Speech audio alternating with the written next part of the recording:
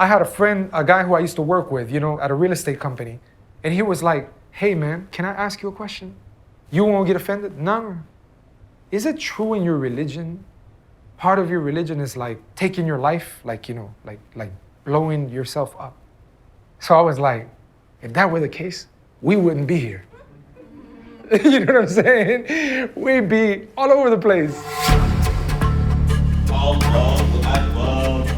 Islam's the fastest growing religion in the world, and it is the most misunderstood. Terrorism is not from Islam. These types of acts are not, from this religion. And that's when I really started getting an idea. What is Islam? How deep it was, and it wasn't what the media was portraying. When you embrace Islam, it's like this weight that you have has been lifted. Oh, you can breathe for the first time? Yeah, you just feel like...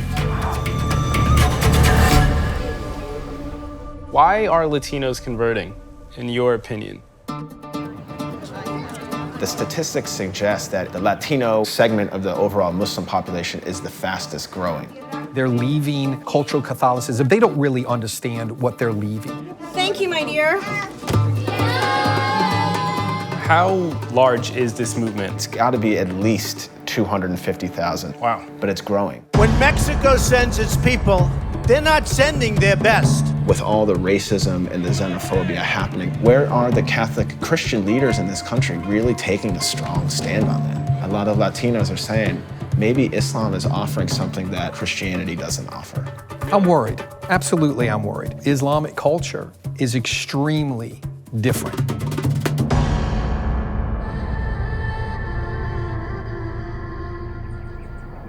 Inside America's Islamic community, one of the fastest growing populations is Latino.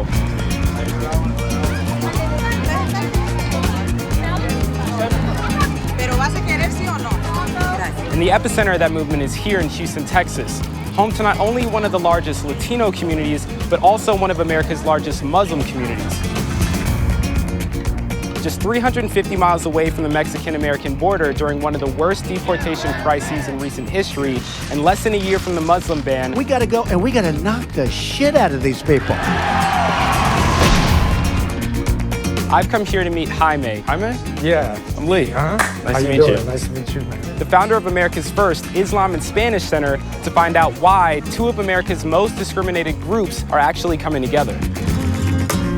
Whenever people come in, we let them know that, look, it's not a traditional mosque. We're the only producers in the world producing material in the Spanish language and distributing it, at the mass level. People who come through the center, do they come here thinking in the ways that the media has portrayed Muslims? Most definitely. Or believing the things that the media has portrayed about Muslims? Most definite. In fact, that's the default. When people come in here, before coming in here, we know they have preconceived notions. If I didn't know Chinese people, and on the media it says Chinese people kill people who are not Chinese, I wouldn't want a Chinese neighbor. Right. It's just common sense. That's the reason why we built this place. Yeah. Getting rid of some of these misconceptions. Then they start thinking, why don't I know this stuff?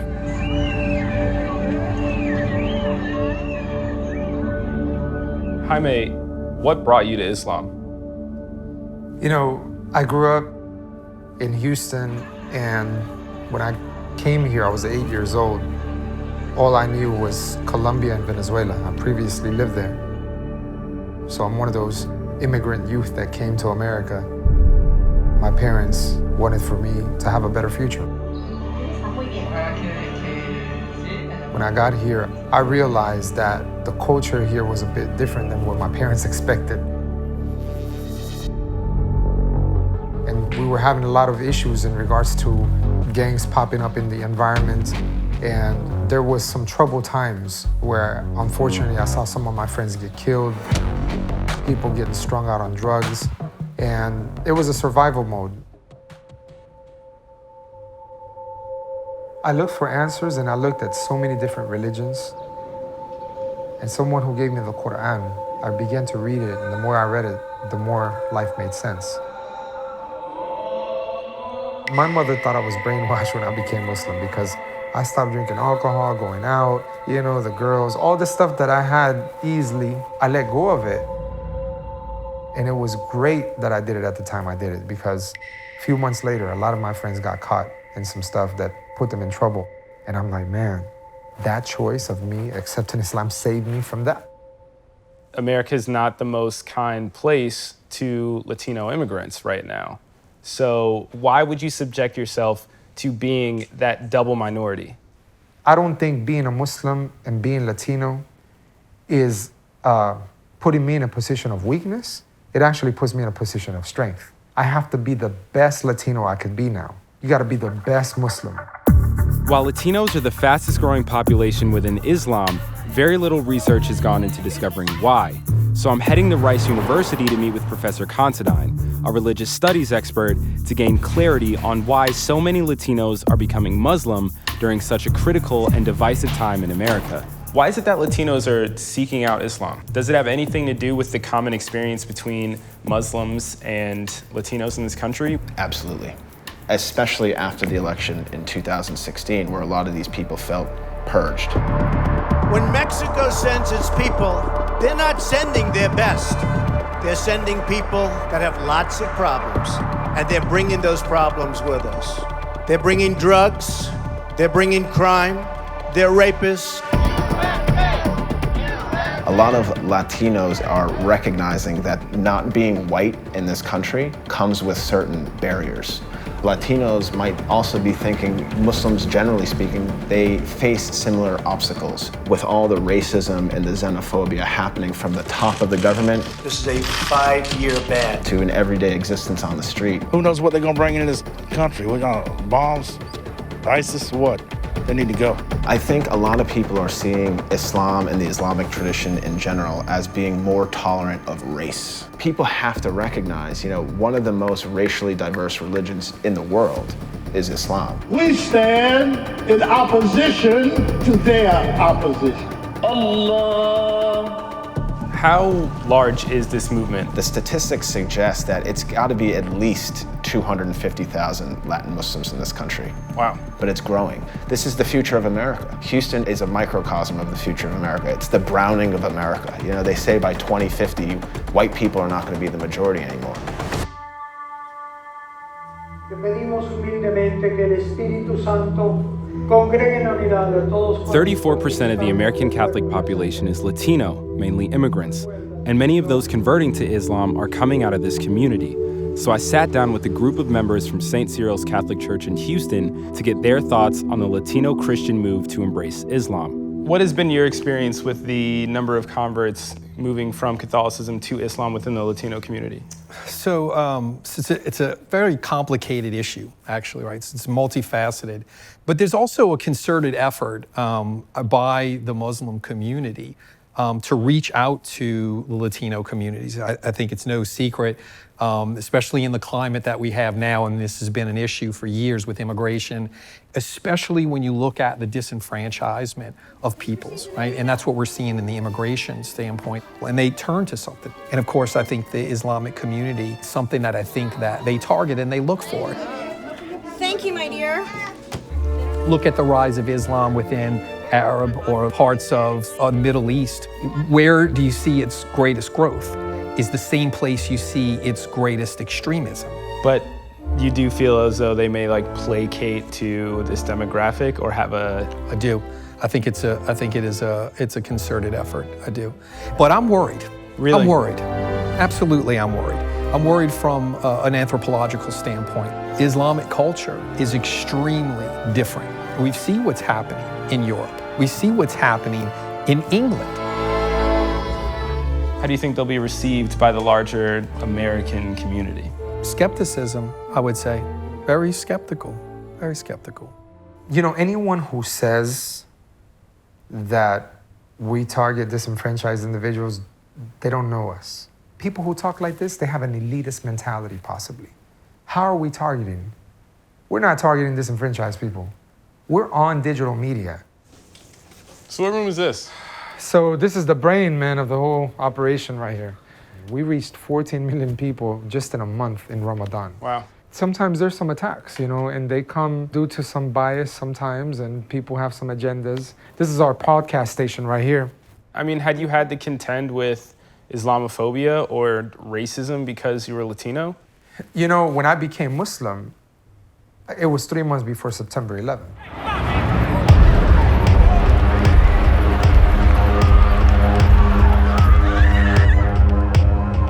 I was one of the few Spanish speakers in the community.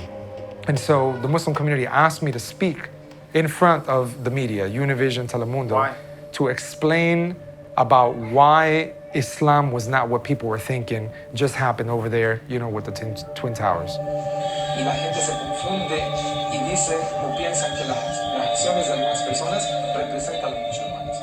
You know, that some Colombians sold drugs doesn't make me a drug dealer because I'm from Colombia. That some Muslim goes and commits a wrong act of violence shouldn't make me feel bad about being Muslim. Friends and family, they were so emotionally charged regarding what happened over there in New York that they were like, how could you, right, be part of that? Is that the case for most Latinos converting? The family is the first shock, yeah.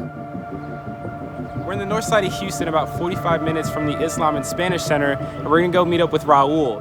Raul is a DACA dreamer from Mexico that converted to Islam in 2011 at the age of 19, and has since become an active member of the Islam and Spanish Center. But like many Latino converts, Raul's family disowned him for becoming a Muslim. I was exiting high school. I was not doing so good spiritually. You know, I was going through depression. Also, like, I'm under DACA as well. At the time, I didn't have papers. So, you know, I'm getting paid, you know, like $5 to wash the dishes an hour and stuff like that. A lot of people take advantage of immigrants. And that's when I really started getting an idea of, well, what is Islam and how deep it was and how it wasn't what the media was portraying.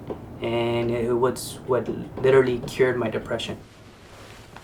Are you concerned at all being a DACA dreamer and now being Muslim? Oh man, it's like a double whammy for me. Yeah. With Trump, it was just like one, I'm Latino, and two, I'm Muslim. It's just like I'm gonna get attacked from all sides. Sami Allahu liman hamida. Allahu Akbar. ¿Te ocupa, Nico? No, está bien. Okay. Ya es que ya están todos afuera. Basically, my mom found out that I was studying Islam, and she pretty much kicked me out of the house and threw all my clothes out. She said I was joining a terrorist organization, a cult, and they were training me to kill people. At the time, like, I stopped eating pork, so my mom was just like, when I fed you beans, I would put pork on there on purpose. It was like straight up rejection. I remember eventually my mom started coming into the community, seeing the rest of the people. They were like, all these people would come up to my mom like, hey, you know, your son's like going out there feeding the homeless, being a good member of the community and stuff like that, all these things. And my mom just comes up to me and she's like, how come you didn't tell me you did all these things? And I was like, we never asked. You weren't interested, so I didn't tell you.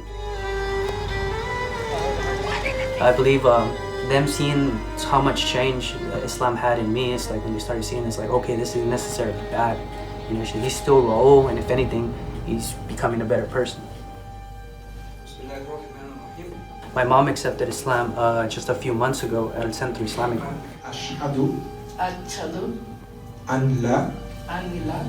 Were you there when she did? Well, yeah, most definitely. She decided to do it on her own, and it was very, very mind-blowing. Perdón por mi reacción, pero le hice tan difícil a mi hijo la religión que yo decía que no iba a ser de esta religión. Y aquí estoy. The next day, my mom told me that she hasn't felt that much peace in years.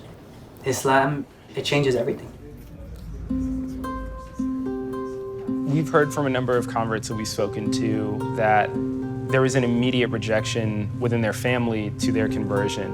And I'm curious if you can comment on that, why members of the Latino community are so resistant to their own neighbors' sons, daughters, wives, and husbands converting to Islam. In one word, ignorance. It's lack of education. It's misinformation, right? So this is part of the hangover from 9/11. Allahu Akbar. A lot of people in this country who are not Muslim have certain ideas which are steeped in stereotypes. So they see Islam as oppressing women. They see Islam as being backward. Allahu Akbar. They see Islam in association with ISIS and Al-Qaeda and violence. All things which can be factually disproven if we just look at the reality. Assalamu alaikum, brothers.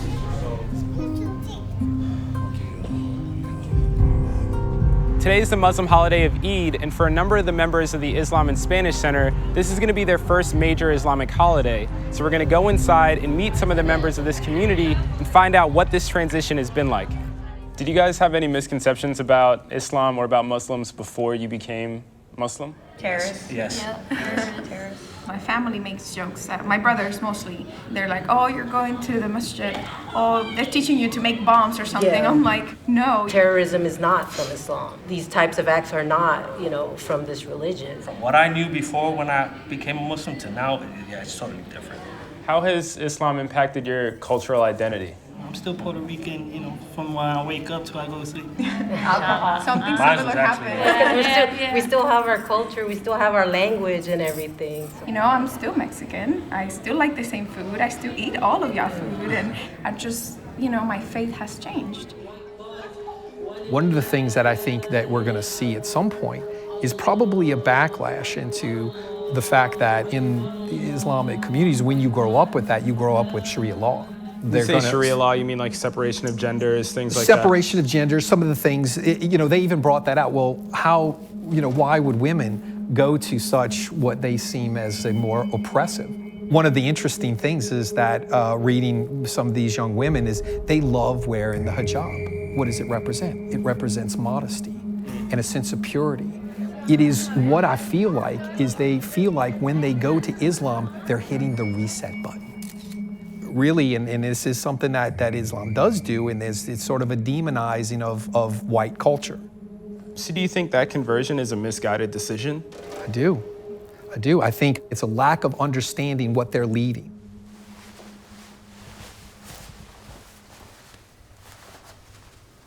Is there something that Islam has to offer the Latino community that maybe Catholicism or Judaism or just like another religion doesn't? The core principle that is so enticing of Islam is that you have a very personal relationship with God without any intermediaries. There is nothing between you and God. Traditional ways of teaching religion has been because I said so, right? Because my father did so. But when you look at Islam, you're encouraged to ask questions in order to leave doubt. Brothers and sisters, many of us came to the United States from immigrant parents. How many youth came to America and lost their way? How many lost lives because of the choices that were made? How can someone look, living as a Muslim, as a minority in America right now, and look at what's being said in the mainstream, look at what they're saying, look at the way they're talking about us, look at what they think. How many of us put ourselves in that situation? Is that of a victimized mentality? Or how many of us look at these circumstances and say, you know what, these are just challenges in life. I'm gonna head forward and I'm gonna deal with this in the best of ways.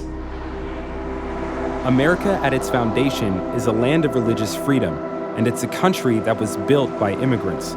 But in today's political climate, Muslims seeking religious acceptance are being discriminated against, just like the immigrants seeking a new home. Allahu Akbar. Ironically, this intolerance and oppression has brought these groups together, and from that shared trauma, a supportive and accepting community is growing.